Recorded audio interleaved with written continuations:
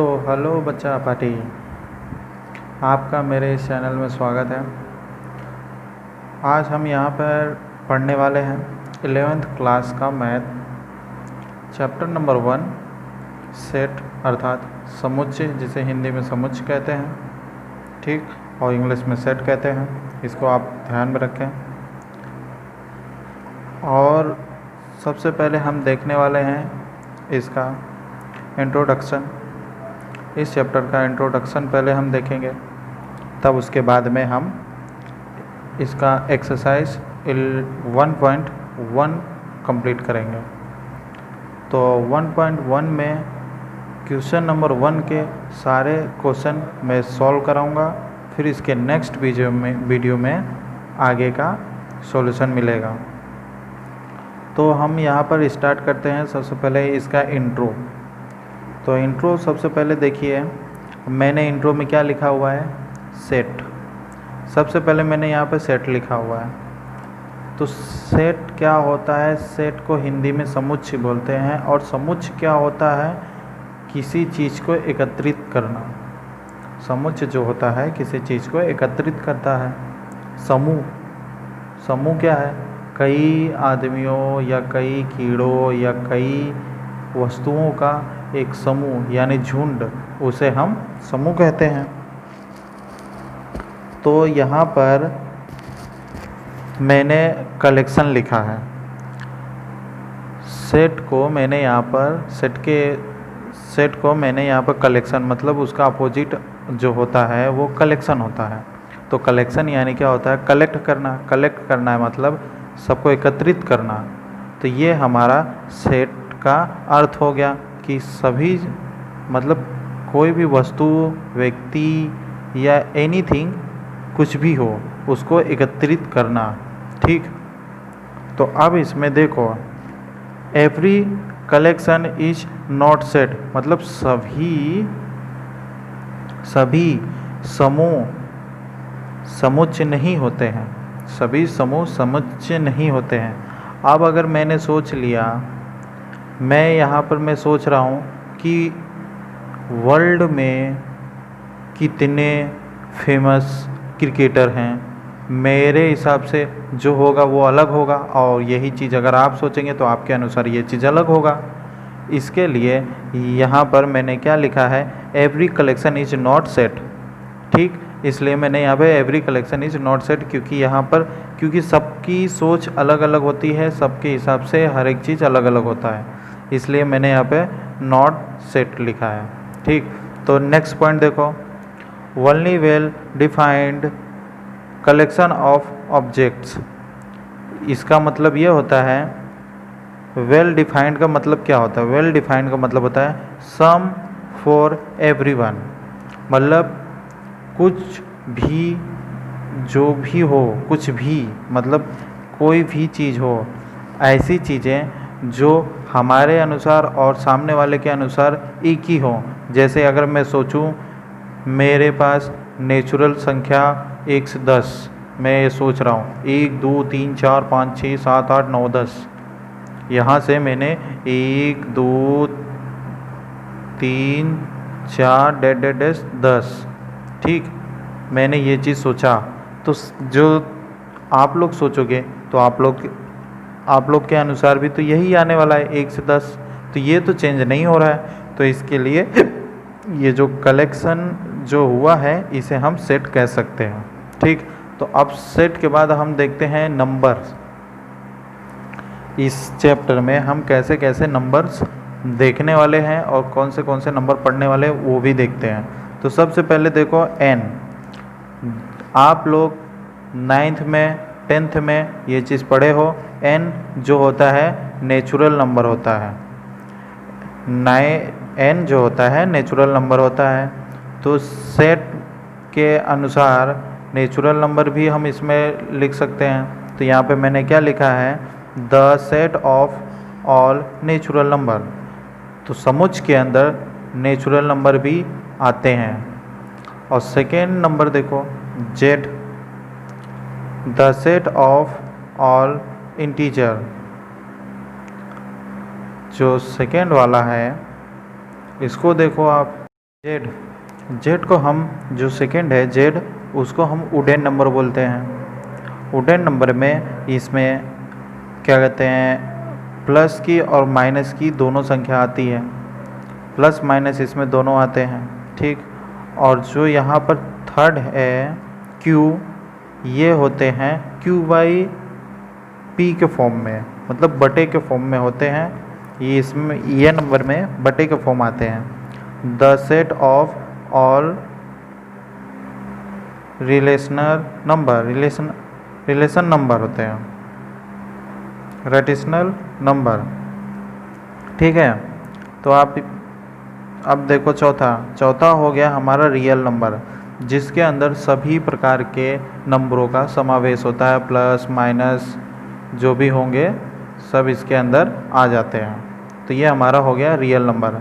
तो अब देखते हैं प्लस जेड। प्लस जेड का मतलब क्या होता है, इसमें खाली पॉजिटिव ही संख्या आएगी, प्लस जेड में पॉजिटिव संख्या ही आएगी।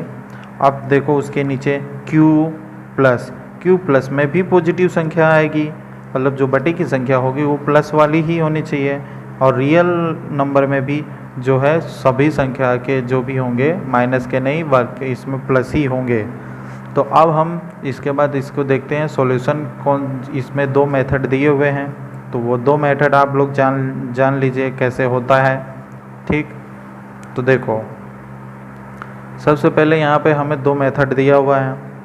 देखो there are two method of representing a set, ठीक। हम ये दो मेथडों से समुच्चय को रिप्रेजेंट कर सकते हैं, ठीक। तो सबसे पहले देखो दिया हुआ है रोस्टर ऑफ टेबुलर फॉर्म दिया हुआ है। तो रोस्टर या सारबंदी रूप, ठीक।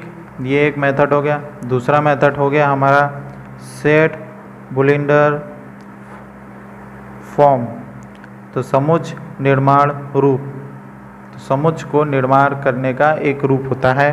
तो अब इसको एक एग्जाम्पल के तौर पे समझते हैं, ठीक। आइए अब एग्जाम्पल के रूप में हम इसे समझते हैं।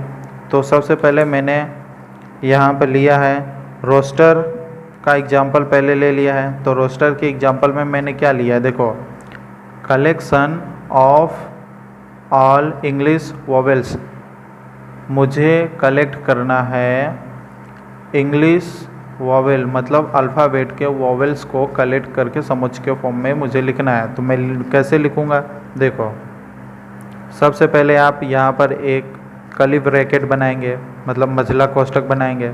फिर उसके बाद में आप यहाँ पर लिखेंगे ए ई आई ओ यू, ये होता है हमारा उसका फॉर्म, ठीक। और सेकेंड देखो, सेकेंड है जो सेट वाला है सेकेंड मेथड का। अब सेकेंड मेथड का देखो कैसे इसको सॉल्यूशन करते हैं। सेकेंड मेथड में हमें क्या दिया हुआ है, x integer and 4 greater than equal to x greater than equal to 8। तो अब यहाँ पे लिखेंगे 4 5 6 7 8, ये हमारा सेकेंड का हो गया, ठीक। तो अब हम यहाँ पर एक्सरसाइज 1.1 स्टार्ट करते हैं, ठीक।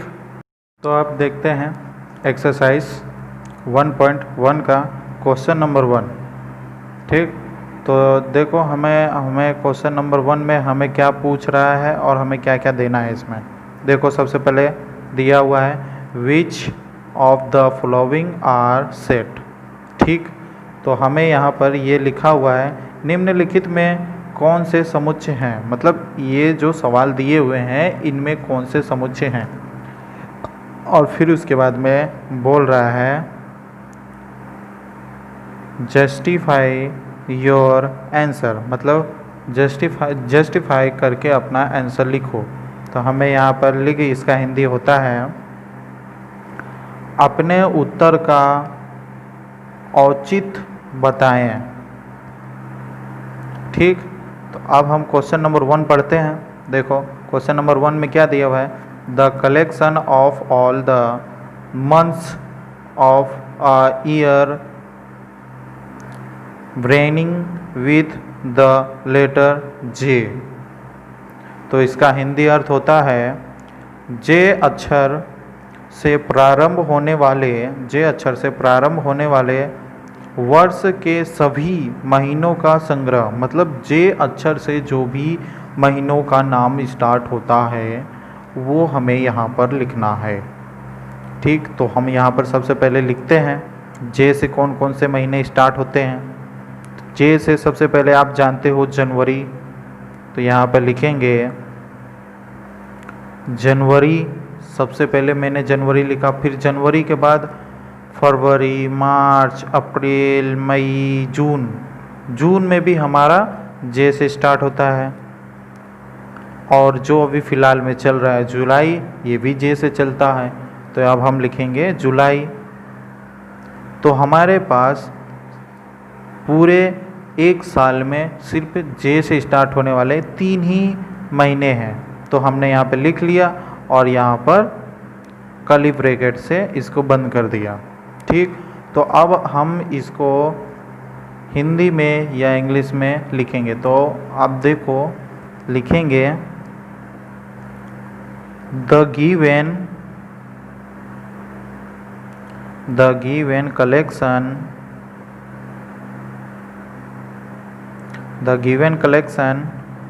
is will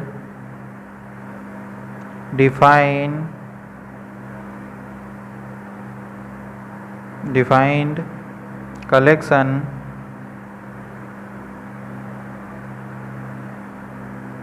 of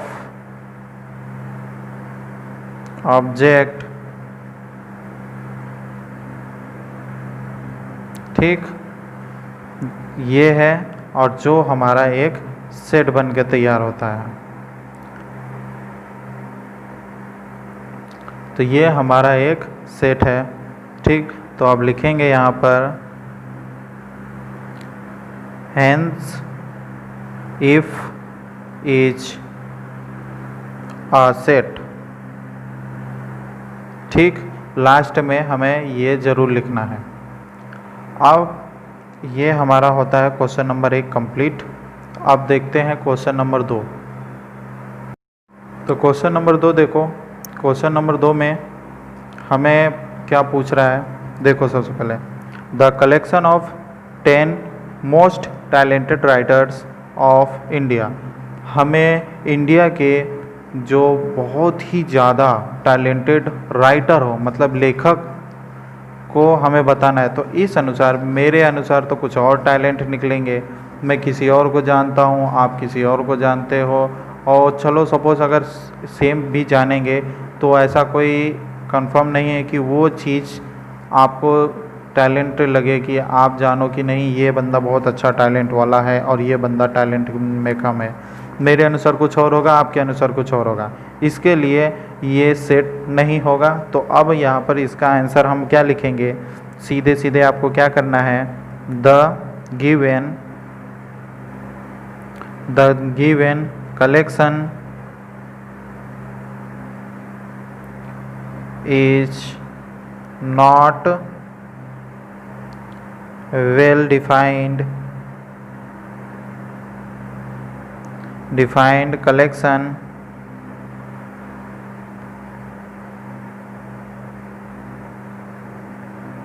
collection of object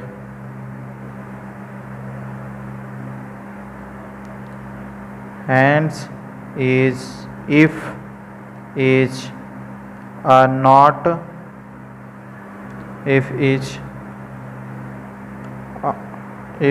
not a set। तो हमारा आंसर कुछ ऐसा लिखेंगे हम। ठीक, तो अब देखते हैं क्वेश्चन नंबर 3, 4, 5, 6, 7, मतलब इस क्वेश्चन नंबर 1 के पूरे क्वेश्चन अब देखेंगे लगातार। ठीक है, तो अब देखो मैंने सभी क्वेश्चन लिख लिए हैं, पहले से ही लिख लिए, जिससे आपको बताने में समय का भी बचत हो और आपको फटाफट समझ में आए। ऐसे क्या है, क्वेश्चन लिखने में मुझे टाइम भी जाएगा और आपको समझने में भी लेट हो जाएगा। तो अब क्वेश्चन नंबर 3 देखते हैं।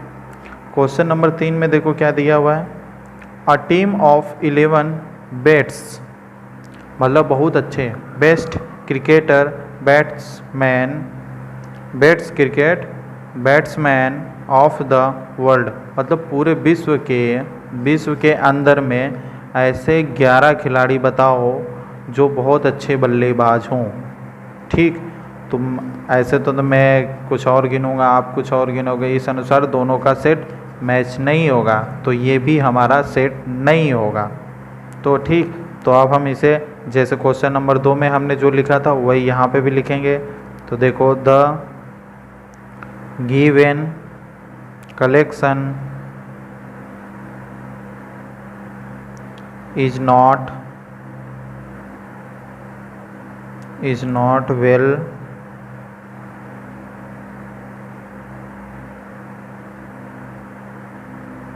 defined collection of object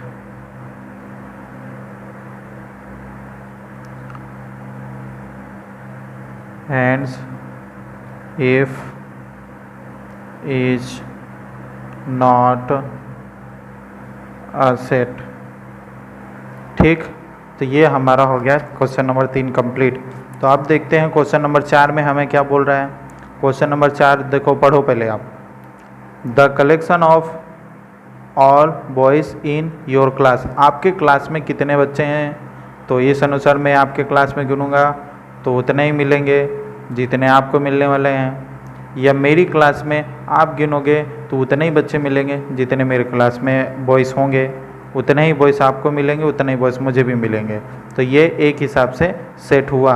तो सेट हुआ तो अब हम इसे क्या लिखेंगे, देखो, द गिवन कलेक्शन, बस आपको कुछ नहीं करना है, the given collection is not हटाकर well defined collection of object hence it is a set, यहाँ पे भी नोट हटा देंगे, यहाँ पे भी नोट हटा देंगे और ये आपका कंप्लीट। तो अब देखते हैं क्वेश्चन नंबर 5। क्वेश्चन नंबर 5 में हमें क्या दिया हुआ है, क्या पूछ रहा है। क्वेश्चन नंबर 5 में पूछ रहा है, the collection of all natural number less than 100। तो हमें यहाँ पर ये पूछ रहा है 100 से कम सभी प्राकृतिक संख्याओं का संग्रह कीजिए, मतलब हमें ऐसे नेचुरल नंबर को बताना है जो 100 से कम हो। ठीक, तो 100 से कम में 1 से लेके 99 तक, 1 से लेके 99 मतलब 1 से लेके 99 तक। तो अब हम यहाँ पे लिखेंगे, तो यहाँ पे कर्ली ब्रैकेट लगाएंगे, 1 2 3 that that that dash 99 curly bracket closed. ये हमारा हुआ 5वें का आंसर। इतना लिखने के बाद जो हमने क्वेश्चन नंबर 4 में लिखा था वही क्वेश्चन नंबर 5 में भी लिखेंगे। ठीक, कि यह एक सेट है। तो ये हमारा क्वेश्चन नंबर 5 कंप्लीट। अब हम देखते हैं क्वेश्चन नंबर 6। क्वेश्चन नंबर 6 में क्या पूछ रहा है, देखो, a collection of novels written by the writer Munshi Premchand, मतलब हमें ये पूछ रहा है लेखक प्रेमचंद्र द्वारा लिखित उपन्यास का संग्रह कीजिए। मतलब हमें मुंशी जी प्रेमचंद जो हैं उनके द्वारा लिखे हुए जितने भी कविता या काव्य कुछ भी हो वो हमें यहाँ पे कलेक्ट करना। वो तो उतना ही होगा जितना आप भी कलेक्ट करोगे, चाहे मैं कलेक्ट करूँ उतना ही आने वाला है। तो ये क्या होगा, एक सेट होगा, क्योंकि ये आपके अनुसार भी सही होगा, मेरे अनुसार भी सही होगा, तो यहाँ पर ये सही है। ठीक, तो ये हमारा जो हमने क्वेश्चन नंबर 4 में लिखा, 5 में लिखा, 6 में भी वही लिखेंगे। अब क्वेश्चन नंबर यहाँ पर हम 7, 8, 9 देखते हैं। 7 स्टार्ट करते हैं। देखो क्वेश्चन नंबर 7 में हमें क्या पूछ रहा है। क्वेश्चन नंबर 7 में पूछ रहा है the collection of all even integer, तो हमें सम संख्या बताना है यहाँ पर। तो सम संख्या इसमें बताना है, तो इसमें पूछ रहा है सभी संग पूर्णांकों का संग्रह कीजिए। मतलब सभी जो सम संख्या होती हैं जो 2, 4, 6, 8 ऐसे करके जो चलती हैं वो संख्या हमें यहाँ पे बतानी है। तो हमारी जो संख्या होगी तो हम उसे कर्ली ब्रैकेट में लिखेंगे 2, 4, 6, 8 dead dead dead dead dead dead ऐसे अनंत तक चलता जाएगा, क्योंकि हमें कोई लिमिटेशन तो दी नहीं है कि हाँ नहीं इसके बाद ये नहीं लिख सकते, हमें कोई लिमिटेशन दी नहीं है। और यहाँ पे इवन इंटीजर बोल दिया है और कहाँ तक का है कोई वो नहीं, तो ये अनंत तक जाएगा, इन्फिनिटी हो जाएगा। ठीक, तो अब क्वेश्चन नंबर 8 देखते हैं। क्वेश्चन नंबर 8 में देखो, the collection of questions in this chapter. तो क्वेश्चन इसमें ये पूछ रहा है कि इस चैप्टर में कितने क्वेश्चन हैं टोटल। तो इस अध्याय में आने वाले सभी प्रश्न की संग्रह कीजिए। ठीक, तो हमारा हिंदी ये होता है। तो चलो हम यहाँ पे लेते हैं चैप्टर नंबर 1 ही ले लेते जो हम पढ़ रहे हैं। तो इसमें टोटल जितने भी क्वेश्चन होंगे, जितने मैं गिनूंगा उतने ही आपके भी क्वेश्चन होंगे, तो जितने आप गिनोगे उतने ही मेरे भी क्वेश्चन होंगे। तो मतलब कुल मिला के ये सही होगा। तो यहाँ पर हम क्या लिखेंगे, जो हमने क्वेश्चन नंबर 4, 5, 6, 7 और 8 में लिख रहे हैं वही यहाँ पे लिखेंगे। तो क्या लिखेंगे, the given collection is well defined collection of object hence it is a set complete. ये हमारा क्वेश्चन नंबर 8 कंप्लीट होता है। अब क्वेश्चन नंबर 9 देखते हैं। ठीक, तो क्वेश्चन नंबर 9 मैंने ऊपर किया। देखो क्वेश्चन नंबर 9 में क्या दिया हुआ है, अ कलेक्शन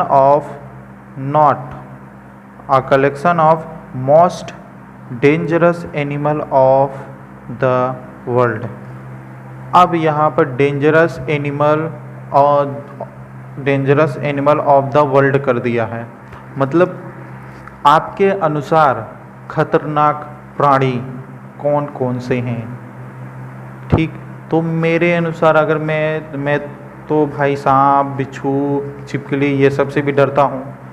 तो और ये अगर आप लोग ये सब चीज़ से नहीं डरते हों, किसी और चीज़ से डरते हों, तो इस अनुसार आपके अनुसार तो कुछ और डेंजरस एनिमल हुए, मेरे अनुसार कुछ और डेंजरस एनिमल हुए। तो इसके लिए ये हमारा सेट बराबर नहीं बैठ रहा है, तो इसके लिए यहाँ पे हो जाएगा नॉट। तो ये हमारा हो गया क्वेश्चन नंबर 3 का। 3 के जो हमने क्वेश्चन नंबर 3 में लिखा था वो अब यहाँ पे लिखेंगे। तो लिखेंगे the collection is not well defined collection of object hence it is not a set. ठीक, ये होता है हमारा क्वेश्चन 9। और यहाँ पर क्वेश्चन नंबर 1 एक्सरसाइज 1 का कंप्लीट होता है क्वेश्चन नंबर 1। अब नेक्स्ट वीडियो में देखेंगे question number 2, question number 3, question number 2 और क्वेश्चन नंबर 3 और क्वेश्चन नंबर 4 नहीं, क्वेश्चन नंबर 3 तक ही देखते हैं नेक्स्ट वीडियो में। फिर उसके बाद में जो इसके बाद 3rd वीडियो आएगी एक्सरसाइज की, उसमें देखेंगे क्वेश्चन नंबर 4, 5, 6। तो मिलते हैं अगले क्लास में। तो अभी तक आप लोग मेरे चैनल पे नए हो तो सब्सक्राइब कर दो, बेल आइकन दबा दो और लाइक कर दो, शेयर करो अपने फ्रेंड्स के साथ, अपने क्लासमेट के साथ, अपने रिलेटिव के साथ ज़्यादा से ज़्यादा शेयर करो। ठीक, मिलते हैं अगले नेक्स्ट क्लास में। Okay, till then good bye.